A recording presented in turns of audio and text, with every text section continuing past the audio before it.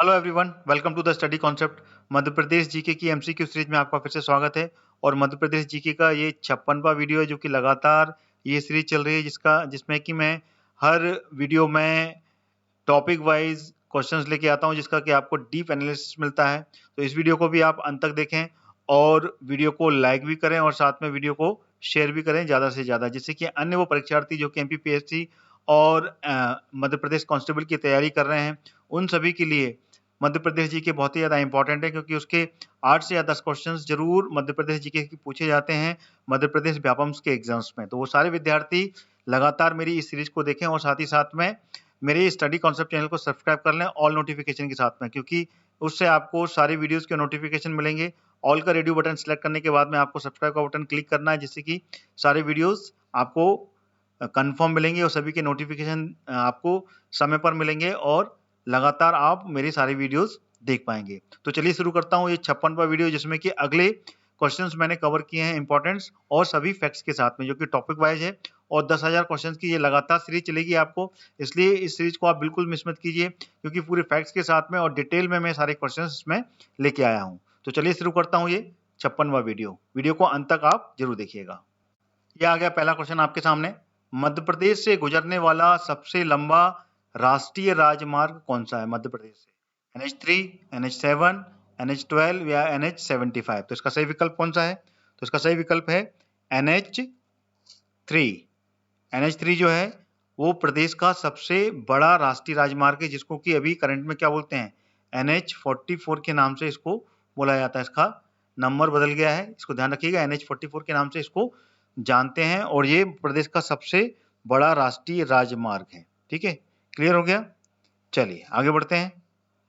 और ये पूरा राष्ट्रीय राजमार्ग क्या बोलता है? इसको AB रोड बोलते हैं, Agra Bombay road. AB road के नाम से भी इसको जाना जाते हैं, आगरा से लेके बॉम्बे तक। ठीक है, जो कि मध्य प्रदेश के बीच से गुजरता है। ठीक है, लीजिए आ गया दूसरा प्रश्न आपके सामने। मध्य प्रदेश में रेलवे समाचार पूर्ण चंद्रोदय और सत्यबोधिनी ये कहां से प्रकाशित होते थे? ऑप्शन आपके सामने है, भोपाल, सागर, ग्वालियर या इंदौर। तो इसका जो सही विकल्प है वो है इंदौर। ये इंदौर से प्रकाशित होते थे और ये ब्रिटिश काल के समय की बात है, जब ब्रिटिश काल था उस समय, ठीक है ना, इंदौर से ये प्रकाशित होते थे। और इस जो कि क्या नाम है इसका, रेलवे समाचार पूर्ण चंद्रोदय और सत्यबोधिनी, तो इन दोनों का जो ईयर है ये भी आपको क्लियर होना चाहिए। जो रेलवे समाचार पूर्ण चंद्रोदय है इसका जो प्रकाशन का समय था और ये मराठी में था, ठीक है ना, और ये 1860 में प्रकाशित होता था। और उसके बाद में, ठीक है ना, जो रेलवे समाचार है इसका नाम पूर्ण, ये देखिए दो है, इसका रेलवे समाचार अलग है, पूर्ण चंद्रोदय अलग है और सत्यबोधिनी अलग है, ये 3 समाचार हैं। ठीक है ना, तो इसमें रेलवे समाचार जो है, ठीक है, ये पूर्ण चंद्रोदय के बारे में बताया मैंने, और रेलवे समाचार जो है ये 1882 में हुआ था। ठीक है, 1860 में पूर्ण चंद्रोदय और सत्यबोधिनी इसका प्रकाशन होता था 1885 में। और ये पूरे के पूरे जो समाचार हैं ये इंदौर से ही प्रकाशित होते थे, याद रखना। और फिर एक और अखबार आया था, बहुत इंपॉर्टेंट है, ये क्वेश्चन में कई बार पूछा जाता है, मालवा अखबार। ठीक है ना, इसके बारे में इसमें नहीं दिया हुआ है। तो मालवा अखबार भी प्रकाशित होता था, ये इंदौर से होता था और ये हुआ था 1892 में। ठीक है ना, ये चारों की चारों जो ईयर्स हैं इनको आपको याद रखना है। रेलवे समाचार 1882 में, पूर्ण चंद्रोदय ये मराठी था ये, ठीक है ना, मराठी समाचार पत्र था जो 1860 में प्रकाशित हुआ सबसे पहले। फिर उसके बाद में 1885 में सत्यबोधिनी, फिर 1892 में मालवा अखबार, यानी कि सबसे पुराना पूर्ण चंद्रोदय जो कि मराठी में प्रकाशित होता था। ठीक है, अगला प्रश्न आ गया तीसरा। मध्य प्रदेश परिवहन निगम का जो स्थगन, यानी कि इसको पूरा खत्म करने की जो घोषणा थी वो कब की गई थी? 1962, 1972, 1992 या 2005? तो 2005 इसका बिल्कुल सही विकल्प है। 2005 में इसको मध्य प्रदेश परिवहन निगम को पूरा खत्म कर दिया गया था और ये स्थगन की घोषणा 2005 में की गई थी। ठीक है, और ये 1 जनवरी 2005 में इसको पूरी तरीके से डिसॉल्व कर लिया गया था, खत्म हो गया था। और इसकी स्थापना कब हुई थी? इसकी स्थापना हुई थी 1962 में। ठीक है ना, 1962 में इसको स्टेब्लिश किया गया था मध्य प्रदेश परिवहन निगम को। ठीक है, ये भी डेट याद रखना है आपने को, ये वाला ईयर 1962। ठीक है, अगला प्रश्न आ गया। मध्य प्रदेश में रेल मार्ग की लंबाई कितनी है? आ, बा, सा या दा। और ये जो आंकड़ा है ये 2006 का आंकड़ा है। 2006 के बाद में इसमें मेरे पास में आंकड़ा नहीं है, और ये 31 मार्च तक का आंकड़ा है। ठीक है ना, 31 मार्च का आंकड़ा है ये। तो इसका जो सही आंकड़ा जो 2006 का है वो है 4,903 3 किलोमीटर की लगभग जो लंबाई मध्य प्रदेश की थी 2006 में। और अभी ये आंकड़ा बदल गया होगा। ठीक है, इसको ध्यान रखना है अपने को, इसका नया फिगर अपने को क्लियर करना है। ठीक है, अगला प्रश्न आ गया 5वां। मध्य प्रदेश में कितने रेलवे क्षेत्र हैं? 2, 3, 5 या फिर 4? तो इसका सही विकल्प है 3। मध्य प्रदेश में 3 रेलवे क्षेत्र हैं। This is the correct answer. ठीक है, और 3 कौन कौन से हैं ये भी मैं आपको यहाँ पर लिख रहा हूँ, बिल्कुल इनको याद रखना है क्योंकि ये क्वेश्चन बन सकते हैं, इंपॉर्टेंट है। एक तो है मध्य रेलवे, मध्य रेलवे, और दूसरा पश्चिम पश्चिम रेलवे। ठीक है, और तीसरा कौन सा है? तीसरा है दक्षिण पूर्व रेलवे, दक्षिण पूर्वी रेलवे। ठीक है, ये क्लियर है। ये 3 रेल क्षेत्र हैं मध्य प्रदेश में। अगला क्वेश्चन आ गया, मध्य प्रदेश का सबसे बड़ा रेलवे जंक्शन कौन सा है? इटारसी, मक्सी, भोपाल या जबलपुर? तो इटारसी है जो कि होशंगाबाद के अंदर आता है। ठीक है ना, होशंगाबाद जो जिला है उसके अंतर्गत इटारसी जो तहसील है, ये मध्य प्रदेश का सबसे बड़ा रेलवे जंक्शन है। ठीक है, अगला प्रश्न आ गया, मध्य प्रदेश का बीना से राजस्थान के कोटा जाने का जो रेल मार्ग है इसका निर्माण कब हुआ था? ये आ है। ठीक है, 1867, 1890, 1895 या फिर 1900 में? तो इसका जो सही विकल्प है वो आ है। ठीक है ना, 1867 यानी कि ब्रिटिश काल के दौरान इस रेलवे मार्ग यानी कि रेलवे ट्रैक का निर्माण किया गया था। ठीक है, जो कि है बीना से राजस्थान के कोटा जाने का मार्ग था ये। ठीक है,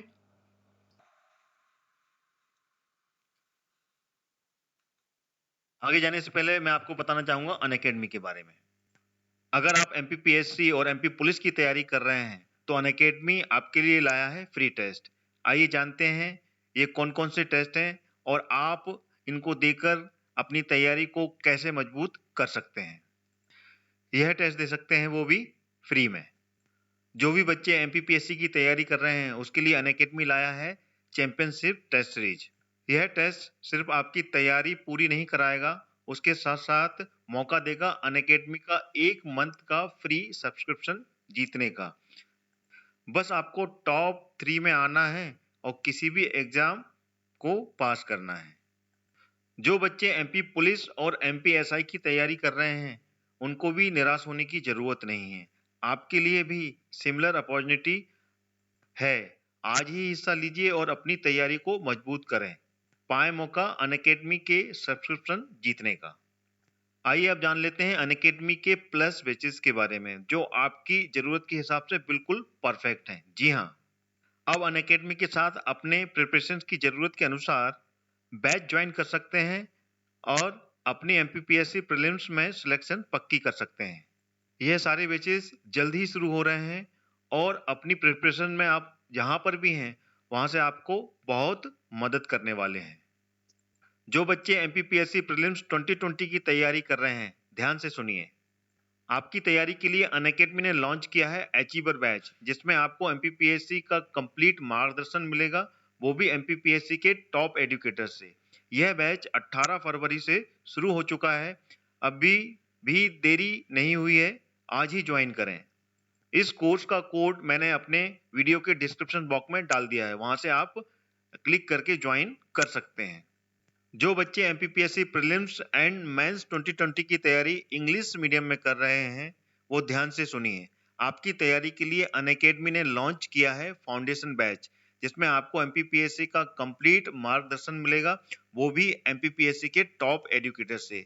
यह बैच 18 फरवरी से शुरू हो चुका है, अभी भी देरी नहीं हुई है, इसे आप ज्वाइन कर सकते हैं। इसका भी लिंक मैंने वीडियो के डिस्क्रिप्शन बॉक्स में डाल दिया है, वहां से आप क्लिक करके इस कोर्स को ज्वाइन कर सकते हैं। जो बच्चे एमपीपीएससी प्रीलिम्स एंड मेंस 2020 की तैयारी हिंदी में कर रहे हैं वो भी ध्यान से सुनिए।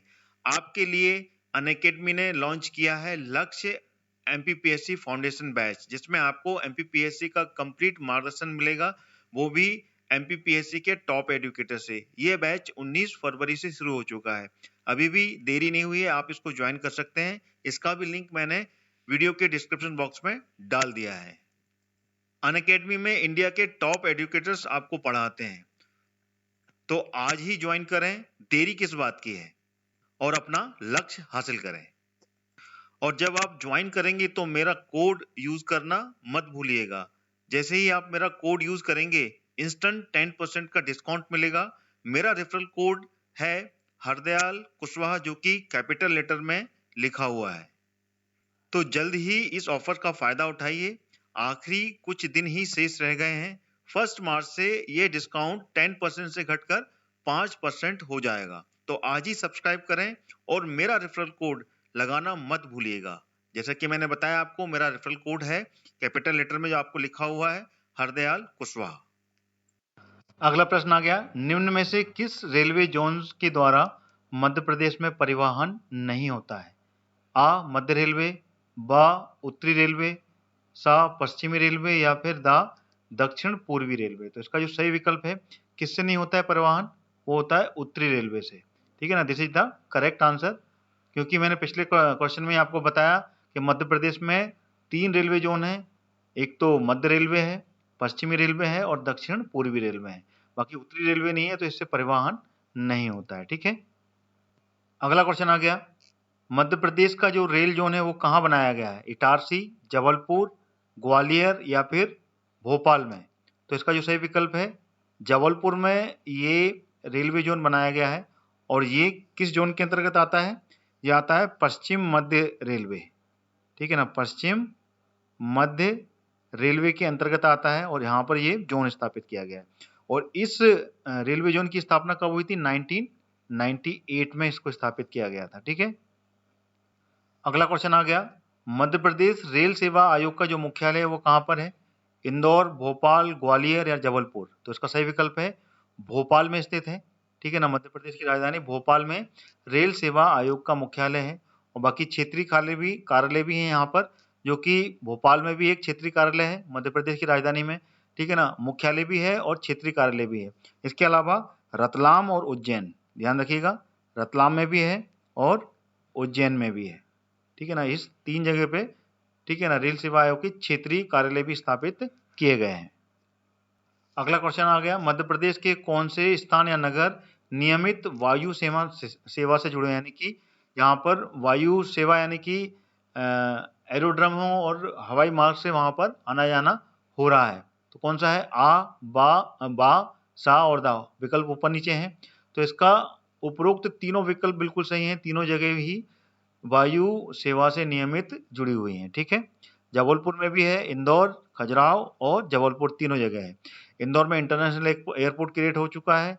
खजुराहो भी एक इंटरनेशनल यहाँ पे फ्लाइट रनिंग होती है, क्योंकि यहाँ पर फॉरेन टूरिस्ट बहुत आते हैं, क्योंकि Khajuraho one of the heritage site in UNESCO. ठीक है, और जबलपुर भी जुड़ा हुआ है वायु सेवा से। ठीक है, अगला क्वेश्चन आ गया, मध्य प्रदेश का हिंदी और उर्दू का पहला साप्ताहिक समाचार पत्र कौन सा था?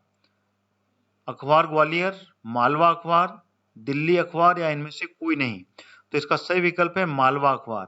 ये मालवा अखबार जो था, ये साप्ताहिक समाचार पत्र था, जो कि हिंदी में और उर्दू में प्रकाशित होता था। ठीक है ना, और ये कहाँ से होता था? ये होता था इंदौर से। ठीक है ना, इंदौर से प्रकाशित होता था। और ये 1844 में इसका प्रकाशन चालू हुआ था। और मध्य प्रदेश का सबसे पहला जो अखबार है वो है ग्वालियर अखबार, जो कि सबसे पहले इसका प्रकाशन चालू हुआ था। कब हुआ था? 1840 में।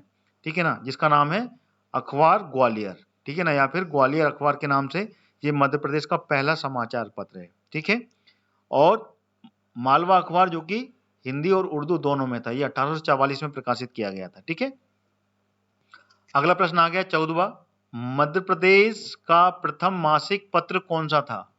पूर्व चंद्रोदय, सत्यबोधिनी या फिर जबलपुर समाचार या इनमें से कोई नहीं। देखिए, जबलपुर समाचार के नाम से था ये। ठीक है ना, पूरा नहीं लिखा हुआ है, जबलपुर समाचार। तो इसका जो सही विकल्प है वो शाही है। ठीक है ना, जबलपुर समाचार जो था वो मध्य प्रदेश का प्रथम मासिक पत्र था। और ये कब चालू हुआ था? ये हुआ था 1870 में। ठीक है ना, जो कि मासिक समाचार पत्र था। ठीक है। और ये हिंदी और अंग्रेजी दोनों में एक साथ प्रकाशित होता था, ठीक है। हिंदी में होता था और इंग्लिश में होता था, ठीक है। चलिए आगे बढ़ते हैं। अगला प्रश्न आ गया 15वां और इस वीडियो का ये आखिरी प्रश्न है और इसमें पूछा है मध्य प्रदेश का प्रथम हिंदी दैनिक समाचार पत्र कहाँ से प्रकाशित हुआ था? इंदौर से, ग्वालियर से, भोपाल से या फिर जबलपुर से? तो इसका जो सही विकल्प है तो वो है इंदौर से। इंदौर से पहला, देखिए ये दैनिक यानी कि रोज समाचार पत्र आता था ये, और ये इंदौर से प्रकाशित हुआ था। और ये कब हुआ था? ये डेट, ये सन भी आपको क्लियर होना चाहिए। और तो ये हुआ था 1939 में प्रकाशित होना चालू हो गया था, ठीक है। जो प्रथम हिंदी दैनिक अखबार था जो कि हर रोज आता था और इसका जो नाम था वो क्या था? नवजीवन। नवजीवन नाम से ये अखबार था जो कि दैनिक अखबार था, ठीक है। चलिए, तो ये थे टोटल 15 क्वेश्चन जो कि मैंने आपके सामने रखे। अब एमपी जीके की सीरीज में क्वेश्चंस थोड़े से कम कर दिए हैं मैंने क्योंकि समय काफी ज्यादा लगता था, और 15-15 क्वेश्चन करके अब मैं आपके सामने वीडियोज लेके आऊंगा जिससे कि आप कम समय में ज्यादा एमसीक्यूज की सीरीज कवर कर पाए, और 15-15 करके स्लॉट में आपका समय भी कम जाएगा और फटाफट आपके वीडियोज में क्वेश्चंस कवर हो पाएंगे। सारे इंपॉर्टेंट क्वेश्चंस ही कवर कर रहा हूँ, ठीक है ना। ये सारे क्वेश्चंस बिल्कुल एग्जाम में पूछे जा सकते हैं, तो सारे विद्यार्थी लगातार मेरी सीरीज के साथ में जुड़े रहें उसके लिए आपको मेरा चैनल सब्सक्राइब जरूर कर लीजिएगा, ठीक है ना। और वीडियो को आप कमेंट के द्वारा बताएं कि वीडियो कैसा लग रहा है, और साथ में वीडियो को लाइक भी करें, लाइक बटन जरूर प्रेस करें और वीडियो को ज्यादा से ज्यादा शेयर भी करें। तो इसी के साथ मैं अपना ये वीडियो यहीं समाप्त करता हूँ। अगला वीडियो लेके फिर हाजिर होऊंगा। जय हिंद, जय भारत।